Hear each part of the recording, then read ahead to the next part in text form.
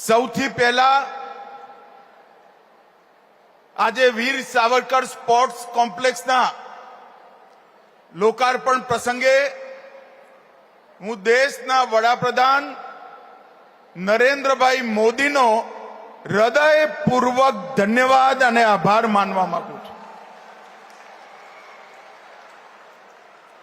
અહીંયા 21 એકર જમીન 1960 થી ગ્રીન બેલ્ટ બનાયેલો ખાલી પડેલી, હું મારા ગામથી 1978 માં અમદાવાદમાં રહેવા આવ્યો, આજ નારણપુરા વોર્ડમાં રહ્યો। અહીંયા કેટલીય વાર સોસાયટીની મેચો રમી, દબાણ થયું, પણ આ જગ્યાનો સ્પોર્ટ્સ કોમ્પ્લેક્સ તરીકે ઉદ્ધાર નતો થયો। 2019 માં હું મોદી સાહેબ પાસે ગયો। મેં કહ્યું, સાહેબ, મારા ઘરથી 400 મીટર દૂર એક 21 એકરનો પ્લોટ સ્પોર્ટ્સ કોમ્પ્લેક્સ માટે પડેલો છે, જો તમે મંજૂરી આપો તો ત્યાં આગળ એક સ્પોર્ટ્સ કોમ્પ્લેક્સ બને। નરેન્દ્રભાઈએ કહ્યું કે થોડા સમય પછી મળીએ। પછી એક દિવસ મને સામેથી બોલાવી કહ્યું, સ્પોર્ટ્સ કોમ્પ્લેક્સ જરૂર બનાવો, પરંતુ વર્લ્ડ ક્લાસ સ્પોર્ટ્સ કોમ્પ્લેક્સ બનાવવું જોઈએ।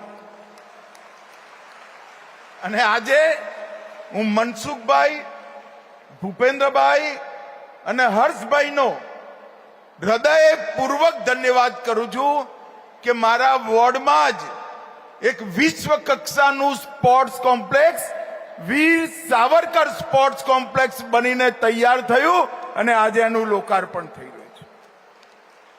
મિત્રો, હું ઘણા વર્ષોથી સાર્વજનિક જીવનમાં છું। કેટલીય સ્પોર્ટ્સ ફેસિલિટી મેં જોઈ છે। આ બનતું હતું ત્યારથી હું કેટલીય વાર અહીંયા આવ્યો છું।